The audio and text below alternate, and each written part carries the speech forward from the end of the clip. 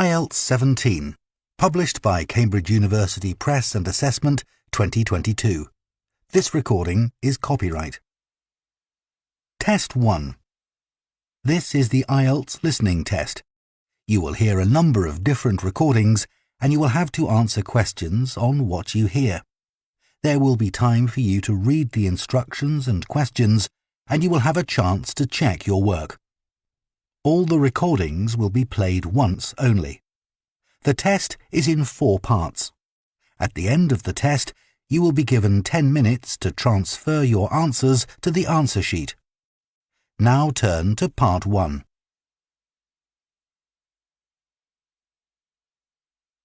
Part 1. You will hear a woman called Jan phoning a man about their local conservation group. First, you have some time to look at questions 1 to 5.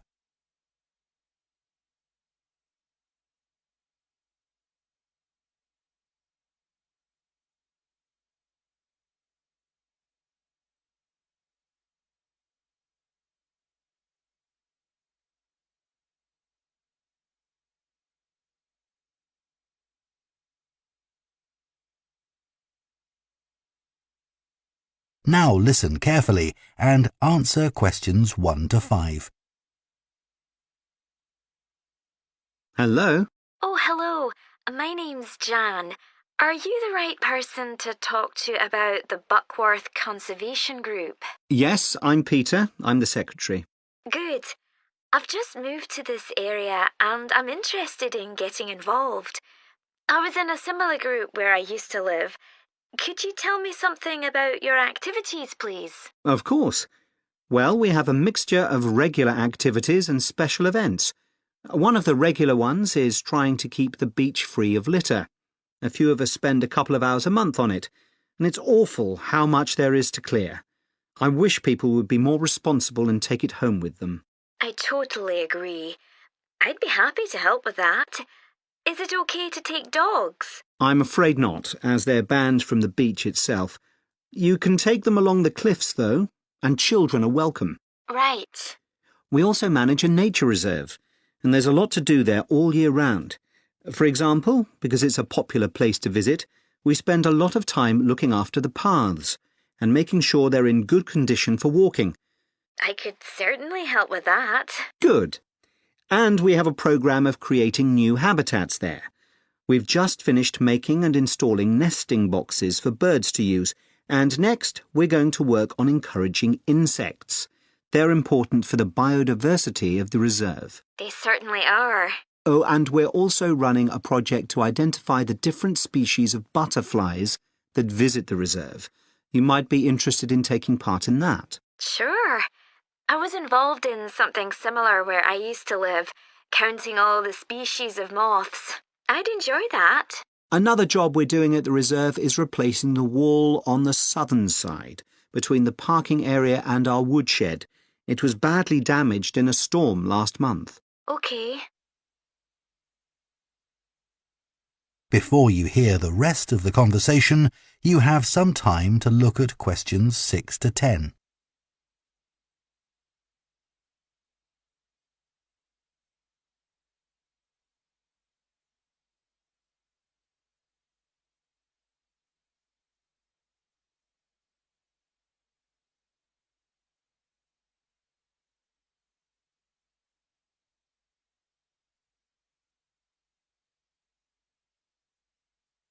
Now listen and answer questions 6 to 10.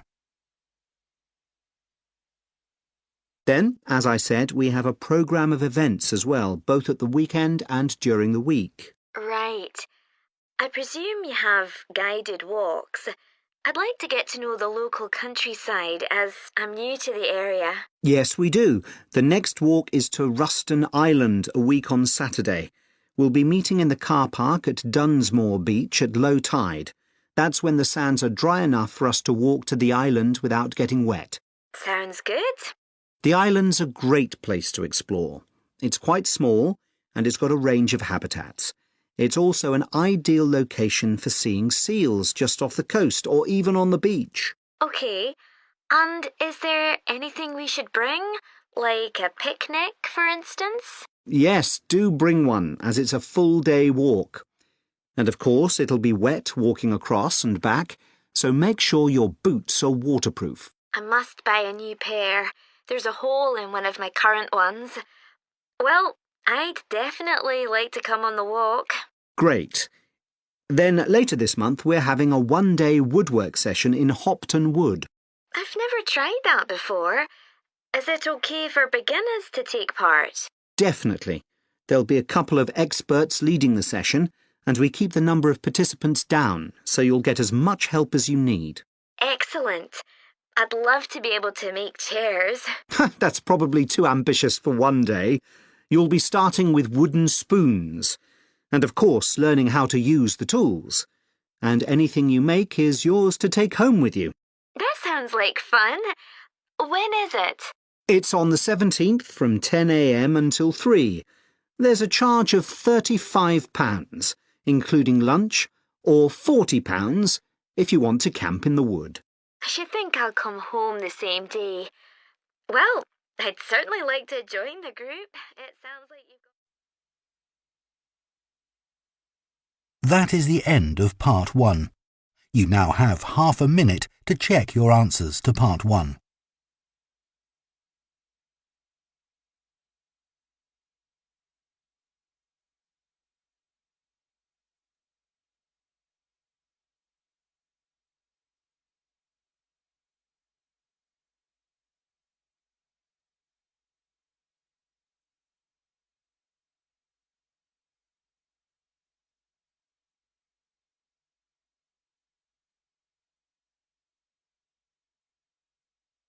Part 2. You will hear a tour guide, Lou Miller, speaking to a group of people about a boat trip they are going to take around the Australian island of Tasmania. First, you have some time to look at questions 11 to 14.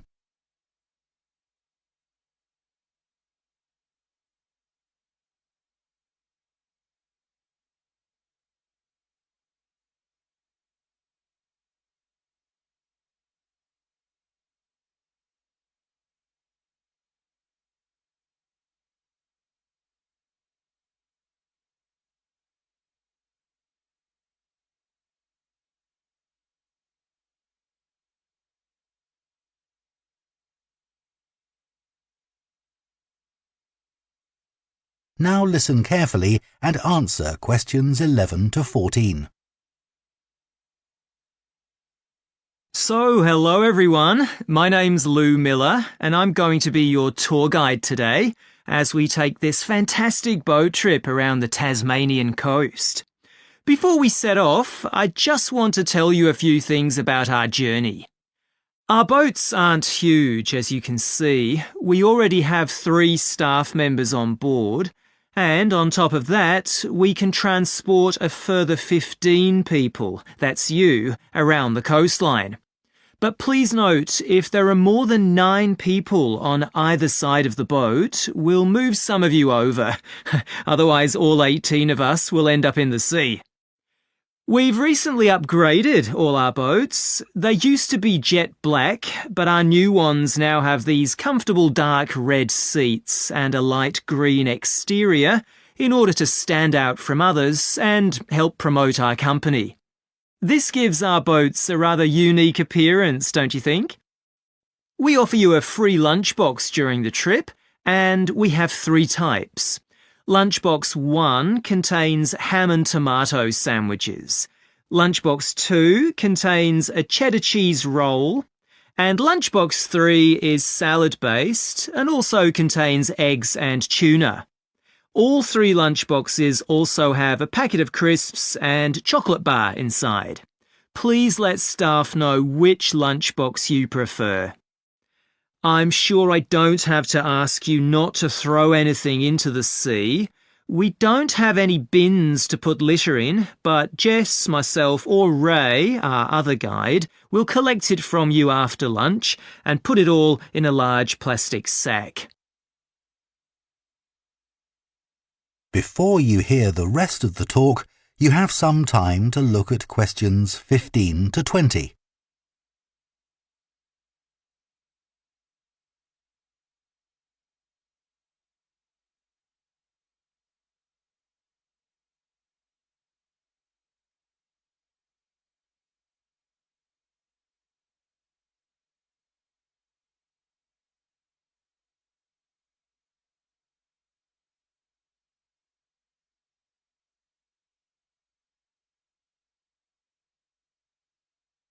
Now listen and answer questions 15 to 20. The engine on the boat makes quite a lot of noise, so before we head off, let me tell you a few things about what you're going to see. This area is famous for its ancient lighthouse, which you'll see from the boat as we turn past the first little island. It was built in 1838 to protect sailors, as a number of shipwrecks had led to significant loss of life. The construction itself was complicated, as some of the original drawings kept by the local council show. It sits right on top of the cliffs in a very isolated spot. In the 19th century, there were many jobs there, such as polishing the brass lamps, chopping firewood, and cleaning windows that kept lighthouse keepers busy. These workers were mainly prison convicts until the middle of that century, when ordinary families willing to live in such circumstances took over. Some of you have asked me what creatures we can expect to see. I know everyone loves the penguins, but they're very shy and unfortunately tend to hide from passing boats. But you might see birds in the distance, such as sea eagles, flying around the cliff edges where they nest. When we get to the rocky area inhabited by fur seals, we'll stop and watch them swimming around the coast.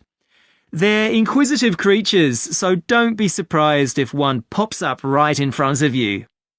Their predators, orca whales, hunt along the coastline too, but spotting one of these is rare.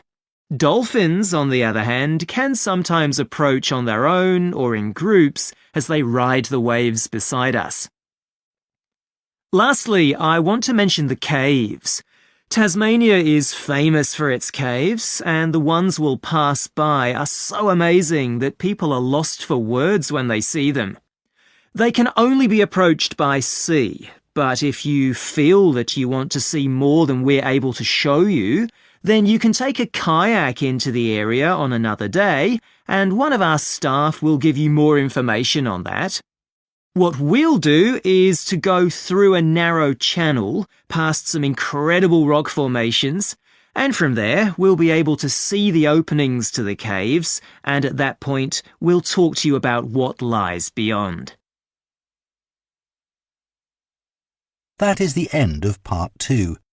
You now have half a minute to check your answers to Part 2.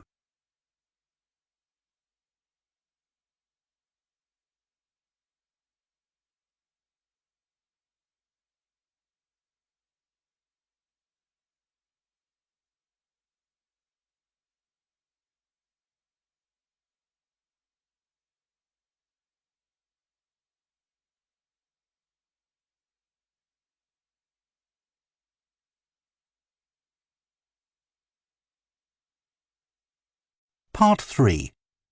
You will hear two veterinary science students called Diana and Tim discussing their work placements and their course modules.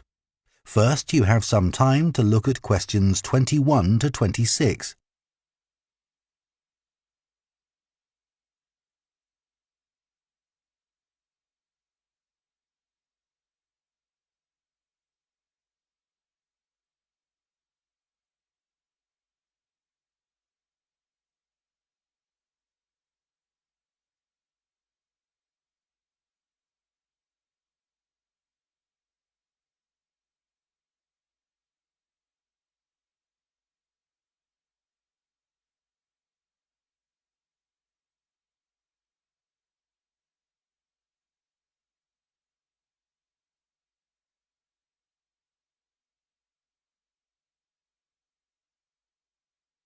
Now listen carefully and answer questions 21 to 26. So, Tim, we have to do a short summary of our work experience on a farm. Right. My farm was great, but arranging the work experience was hard. One problem was it was miles away and I don't drive. And also, I'd really wanted a placement for a month, but I could only get one for 2 weeks. I was lucky. The farmer let me stay on the farm, so I didn't have to travel. But finding the right sort of farm to apply to wasn't easy. No, they don't seem to have websites, do they? I found mine through a friend of my mother's, but it wasn't easy. No. My farm was mostly livestock, especially sheep. I really enjoyed helping out with them. I was up most of one night helping a sheep deliver a lamb. On your own? No, the farmer was there, and he told me what to do. It wasn't a straightforward birth, but I managed. It was a great feeling to see the lamb stagger to its feet and start feeding almost straight away, and to know that it was okay. Then another time, a lamb had broken its leg, and they got the vet in to set it, and he talked me through what he was doing. That was really useful. Yes, my farm had sheep too. The farm was in a valley, and they had a lowland breed called Suffolks, although the farmer said they'd had other breeds in the past. So were they bred for their meat? Mostly, yes. They're quite big and solid. My farm was up in the hills, and they had a different breed of sheep. They were Cheviots. Oh, I heard their wool's really sought after. Yes, it's very hard wearing, and they use it for carpets. Right. I was interested in the amount of supplements they add to animals' feed nowadays. Like, even the chickens got extra vitamins and electrolytes in their feed. Yes, I found that too. And they're not cheap. But my farmer said some are overpriced for what they are, and he didn't give them as a matter of routine, just at times when the chickens seemed to particularly require them. Yes, mine said the same. He said certain breeds of chickens might need more supplements than the others, but the cheap and expensive ones are all basically the same. So, did your farm have any other livestock, Diana? Yes, dairy cows. I made a really embarrassing mistake when I was working in the milk shed. Some cows had been treated with antibiotics, so their milk wasn't suitable for human consumption, and it had to be put in a separate container. But I got mixed up, and I poured some milk from the wrong cow in with the milk for humans, so the whole lot had to be thrown away. The farmer wasn't too happy with me. I asked my farmer how much he depended on the vet to deal with health problems. I'd read reports that the livestock's health is being affected as farmers are under pressure to increase production. Well, he didn't agree with that, but he said that actually some of the stuff the vets do, like minor operations, he'd be quite capable of doing himself. Yeah, my farmer said the same, but he reckons vet skills are still needed. Before you hear the rest of the conversation, you have some time to look at questions 27 to 30.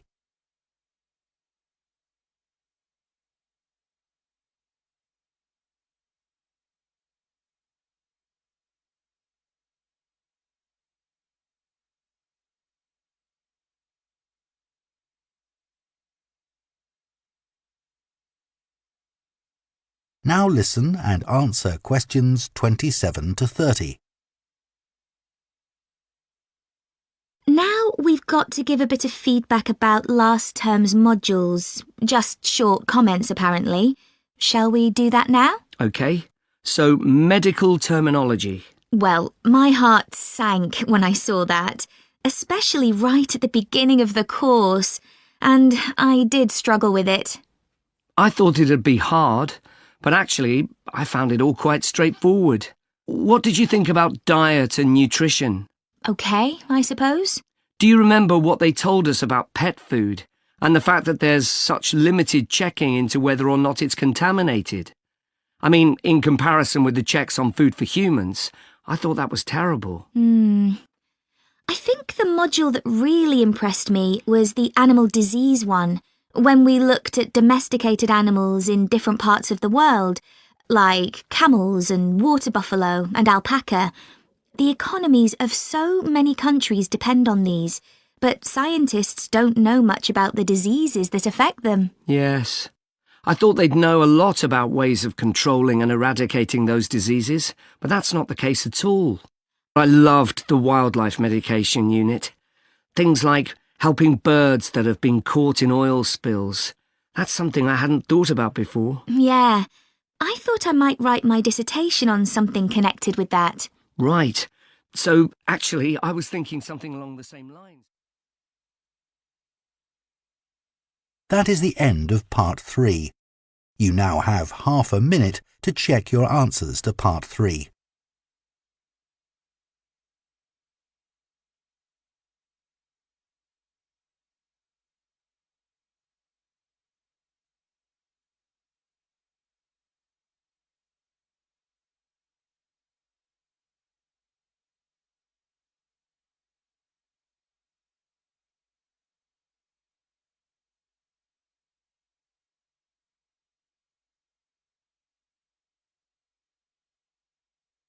Part 4. You will hear an anthropology student giving a presentation on spiral path designs known as labyrinths. First, you have some time to look at questions 31 to 40.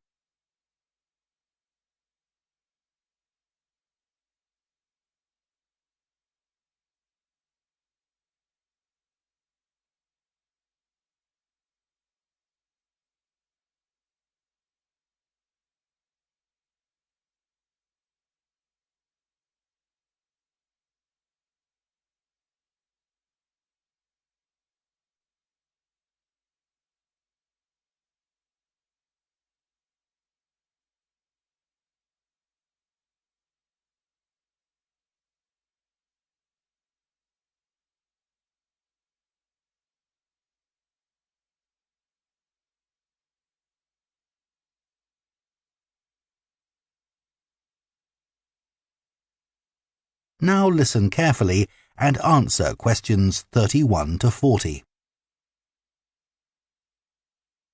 Labyrinths have existed for well over 4,000 years.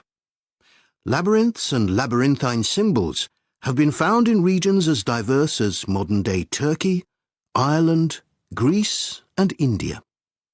There are various designs of labyrinth, but what they all have in common is a winding spiral path which leads to a central area. There is one starting point at the entrance, and the goal is to reach the central area.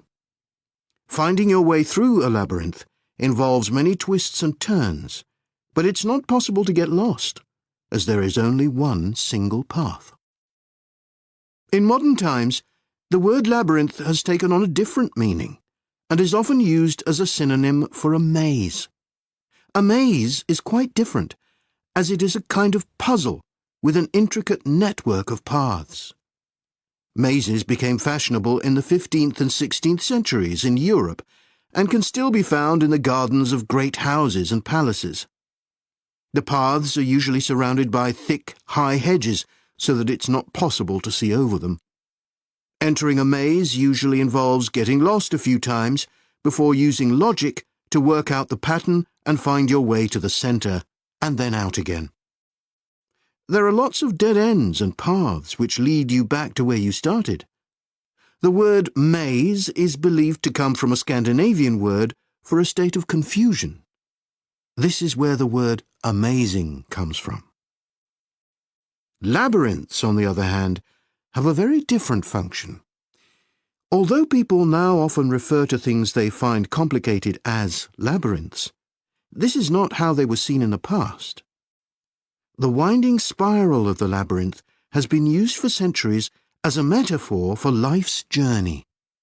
It served as a spiritual reminder that there is purpose and meaning to our lives, and helped to give people a sense of direction. Labyrinths are thought to encourage a feeling of calm, and have been used as a meditation and prayer tool in many cultures over many centuries. The earliest examples of the labyrinth spiral pattern have been found carved into stone, from Sardinia to Scandinavia, from Arizona to India to Africa. In Europe, these spiral carvings date from the late Bronze Age. The Native American Pima tribe wove baskets with a circular labyrinth design that depicted their own cosmology. In ancient Greece, the labyrinth spiral was used on coins around 4,000 years ago. Labyrinths made of mosaics were commonly found in bathhouses, villas, and tombs throughout the Roman Empire. In northern Europe, there were actual physical labyrinths designed for walking on.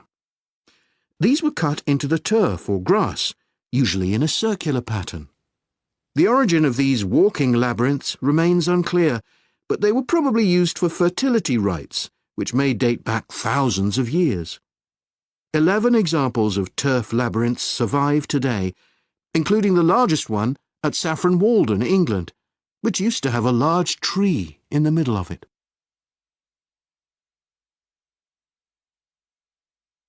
More recently, labyrinths have experienced something of a revival. Some believe that walking a labyrinth promotes healing and mindfulness, and there are those who believe in its emotional and physical benefits, which include slower breathing and a restored sense of balance and perspective. This idea has become so popular that labyrinths have been laid into the floors of spas, wellness centres, and even prisons in recent years. A pamphlet at Colorado Children's Hospital informs patients that walking a labyrinth can often calm people in the midst of a crisis. And apparently, it's not only patients who benefit. Many visitors find walking a labyrinth less stressful than sitting in a corridor or waiting room.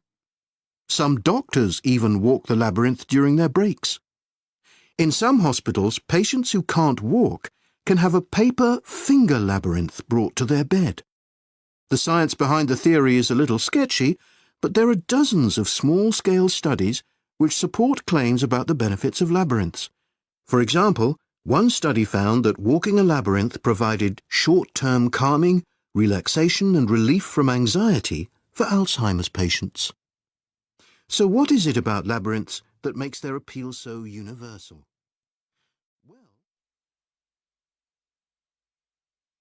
That is the end of Part 4. You now have 1 minute to check your answers to Part 4.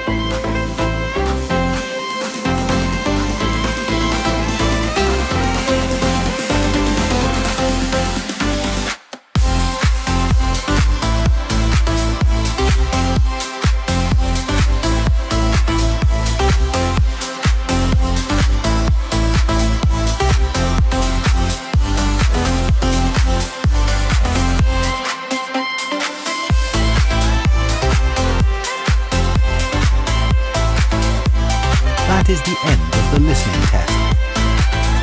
In the IELTS test, you would now have 10 minutes to transfer your answers to the answer sheet.